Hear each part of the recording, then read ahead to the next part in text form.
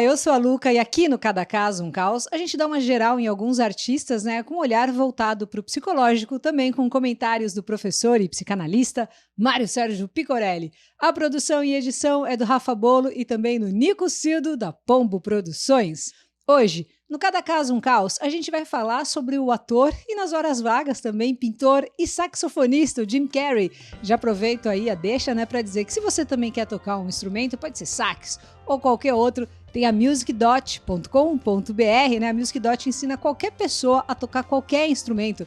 Eles têm um método, né, de ensino à distância que é sensacional. Os cursos são tanto para quem está iniciando como para quem também já toca alguma coisa. E aproveita porque nesse link tem descontaralho. Planos aí de R$45 mensais para você fazer quantos cursos quiser. Então, ó, faz aí depois, me conta o que você achou, que música que você está tocando e a gente vai desenrolando aí. O Jim Carrey nasceu no dia 17 de janeiro de 62 em Ontário, no Canadá, né? A mãe, a Kathleen, era uma dona de casa que foi diagnosticada com depressão e na época, né, diziam que ela tinha uma doença mental grave. O pai, o Percy Carrey, era músico jazzista, assim, sonhava em ser humorista, mas virou contador. Inclusive, esse lance do Jim tocar sax foi por causa do pai, que era dos bons. O Jim tem 3 irmãos mais velhos, né? O John, a Patricia e também a Rita. A infância dele foi bem pobre. Eles chegaram, pra você ter uma ideia, a morar em acampamentos, né? E por um tempo até dentro da própria van. É surreal, né? Imaginar que o Jim Carrey veio de uma família que já foi até sem teto. Mas deu a volta. Quando ele tinha lá seus 6, 7 anos, já tinha que lidar com o problema do vício em analgésicos, né, que a mãe tinha. Ele se trancava no banheiro e ficava chorando, né, porque achava que ela ia morrer a qualquer momento. E foi por causa desses momentos, né, de solidão no banheiro que ele começou a treinar algumas caretas em frente ao espelho. Mesmo na fase da deprê hardcore mesmo ali da mãe, ela sempre apoiou o filho. O Jim conta que ela nunca abandonou a família, ela sempre esteve por perto. Já com o pai, o Percy Carrey era o oposto, né? O Jim se inspirava muito nele, era daqueles que ria de qualquer coisa, que chegava chegando, que dominava o ambiente, e ele foi a maior fonte de inspiração do Jim Carrey. No primário, o Jim, ele viajava, assim, ele não ficava prestando atenção na aula, só zoava, até que uma professora combinou que se ele ficasse quieto, ela ia dar os 15 minutos finais da aula aí para ele solar, se apresentar na sala, fazer o que ele quiser. Deu certo, né? Ele começou a imitar, fazer mímica, ele adorou, a galera também, e foi que foi. Aí começou a vida dele no stand-up. Paralelamente, ali o perrengue financeiro da família também começou a melhorar, né? Porque o pai desencanou total do sonho de trabalhar com arte e entrou num trabalho formal como contador numa fábrica de pneus. Em troca de morar numa casa do outro lado da rua da fábrica, os filhos também teriam que trabalhar como zeladores e guardas de segurança nessa fábrica. O Jim era super novo, ele tinha tipo 14, 15 anos, e entrou nesse rodízio familiar. E ficou nesse corre até os 16, quando desistiu da escola e começou a fazer comédias no centro de Toronto, mas tinha que continuar trabalhando na fábrica, não tinha jeito. O Jim comenta que o pai tratou o talento dele, né, como se fosse a segunda chance do próprio pai. Os dois iam juntos, assim, stand-ups, né, ficavam horas assistindo uma galera, e ele já tava, ó, saco cheio, cansado de trabalhar, de não ter dinheiro, né, ver a falta de grana dominando a casa, até que um dia ele resolveu se apresentar num clube e, pra dar sorte, ele usou um terno amarelaço, assim, um amarelo banana, feito pela mãe. A ideia era que as pessoas começassem a rir antes mesmo dele começar a falar. Subiu no palco, começou a fazer as palhaçadas e foi vaiado. Estudou, repensou o show, analisou a audiência e 2 anos depois voltou, se apresentou e apavorou. Aos 17, ele conseguiu ganhar um dinheiro e ter uma noite fixa, né, para fazer o seu show e ir construindo um nome. Ele, nessa fase, era um comediante e usava-se muita mímica, né? Era aquele tipo de comediante que você tinha que ver, tinha que assistir, né? Tipo, no rádio não ia funcionar tão bem. Ele resolveu arriscar tudo. Foi para Los Angeles, ele tinha 17 anos. Quando o Jim chegou na cidade, ele fez para si mesmo um cheque de $10 milhões e guardou na carteira e prometeu que um dia ainda ele iria depositar aquele dinheiro. Ralou muito, né? Trabalhou em vários clubes, fez algumas séries, uns filmes meia boca, até que em 94 fez Ace Ventura, seguido pelo Máscara e terminando ali com Debi Lloyd, tudo no mesmo ano. Mas no backstage, ele estava passando por vários lutos, né? A mãe tinha morrido em 91 de insuficiência renal.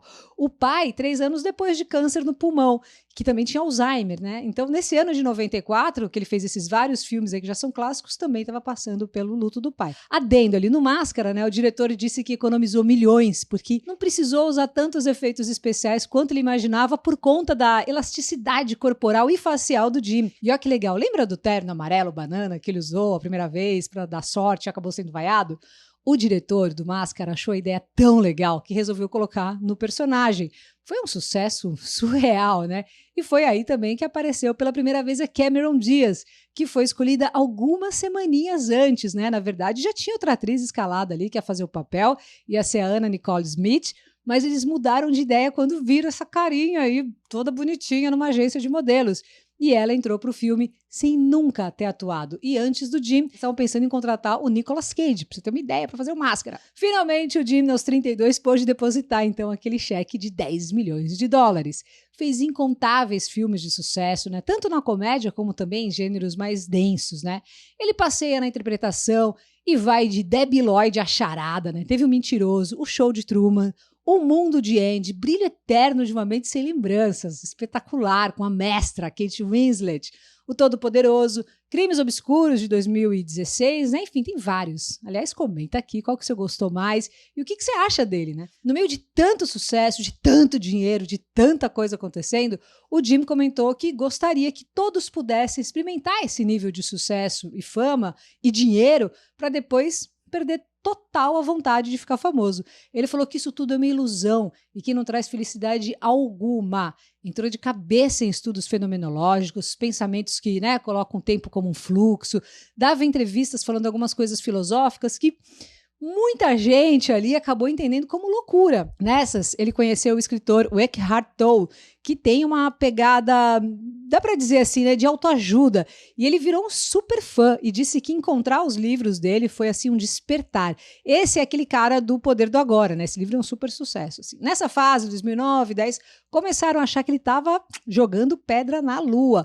Sobre as falas dele nas entrevistas, né, uma das hipóteses é que ele estava fazendo algum personagem, porque ele faz parte do método, né? Que a gente já falou no episódio do Jared Leto, do 30 Seconds to Mars, que é aquele esquema que o ator não sai do personagem, né? Tem até um doc no Netflix, o Jim and Andy, que mostra os bastidores do Mundo de Andy, lançado em 99, e lá tem como ele entrou ali na persona do comediante, o Andy Kaufman, isso durante a produção do filme, né?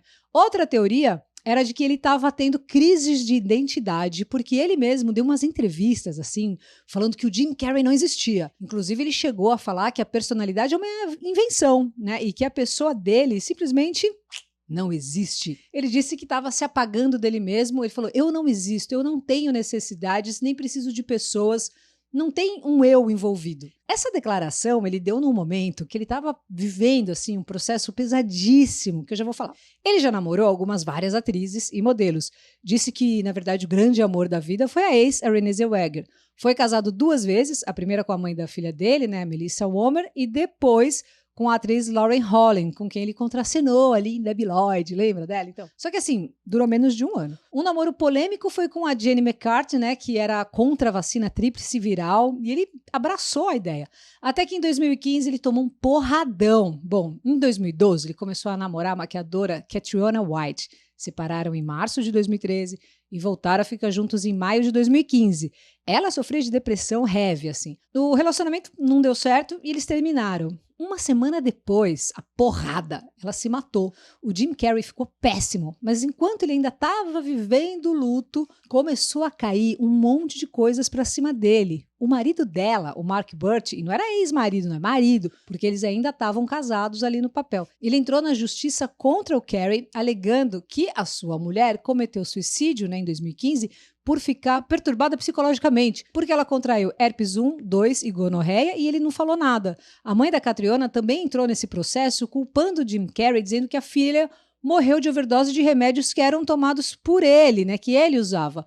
O Jim ficou anos negando isso tudo, falando que ele não tinha nada a ver com isso, que ele estava super triste pela morte dela, mas que todo o resto ali era um absurdo. E o motivo disso tudo, infelizmente, era extorsão. Era tudo por causa de dinheiro.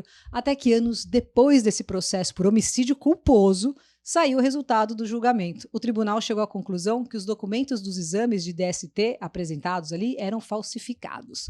Ou seja, O Jim não tinha passado nenhuma doença para ela e as drogas encontradas no corpo não batiam com as descritas pela mãe. Passado esse perrengue todo, o Jim se voltou completamente para a pintura, né? Esse é o ponto de extrema alegria e de importância na vida do Jim Carrey. E não é quadrinho de homenzinho de pauzinho, não, de mão dada na frente de um carro ali, estilo corcel, com uma casinha, chaminé, um sol, aqueles desenhos terceira D. É quadro, pintura louca mesmo, assim, coloridona, bonitona e tal. Tem um mini doc de 6 minutos que já passou aí dos 6 milhões de views falando sobre a importância disso tudo para ele. Eu vou deixar aqui na descrição que é legal. Atualmente ele tá no filme de 2020, o Sonic, né? E vira e mexe ele faz alguma coisa. O Jim Carrey é super avô. Ele foi avô novo, com 47, né? Quando a filha Jane tinha 22.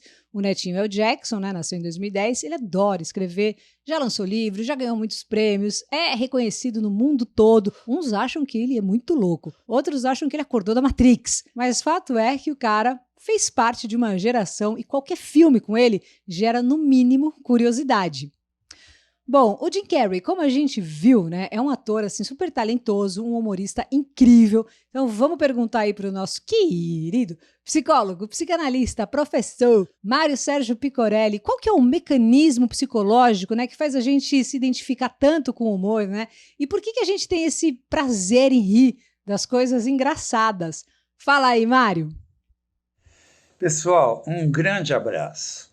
Grande humorista é o Jim Carrey. E você me pergunta, Luca, acho que por conta das piadas dele, qual é o mecanismo psicológico do humor e por que nos dá tanto prazer rir das piadas engraçadas? Tema interessante, Luca. Já em 1905, Freud se interessava pelo tema e publicou um livro denominado O Xiste e suas relações com o inconsciente. O xiste é uma piada, e como o próprio título do livro do Freud já diz, a piada tem uma relação com o material inconsciente, ou seja, com aquilo que está recalcado. A piada ou xiste libera esse material e serve como um veículo para essa liberação. Assim é que precisamos das piadas e de tudo que ela libera, principalmente do humor, para que, de forma disfarçada, possamos liberar através do riso o material inconsciente. Para a gente entender o valor do riso para nós humanos, é preciso ler um livro do Humberto Eco intitulado O Nome da Rosa. E agora, pessoal, saiu pelo Amazon Prime ou Stars Play uma ótima minissérie chamada O Nome da Rosa, que fala sobre essa história. Tudo começa no ano de 1327, quando o monge franciscano William de Baskerville chega a um monastério beneditino com seu aprendizado, e lá chegando, ele se depara com uma série de assassinatos misteriosos. Ambos, então, começam a investigar a razão das estranhas mortes em série. A primeira descoberta de William Baskerville foi que o riso, a diversão e a comédia eram proibidos no monastério. Por quê? Segundo o prior, tirava o foco da espiritualidade e do temor a Deus. Depois, William descobre uma biblioteca secreta que continha livros com ensinamento dos filósofos gregos e que colocavam em xeque os dogmas da fé cristã. E ponto importante, um livro daquela biblioteca estava desaparecido. Para não dar um spoiler completo e não revelar quem era o assassino, vou contar apenas a sua motivação. O assassino matava todas as pessoas que leram o livro que estava desaparecido, pois o livro falava sobre o quê? Sobre o riso.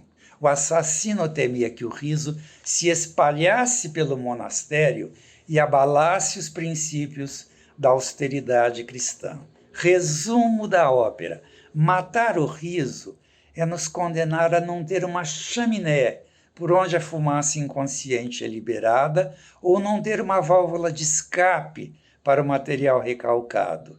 Em última instância, sem o riso, nós literalmente morreríamos em vida e viveríamos tal como os zumbis. Os zumbis não riem, só devoram.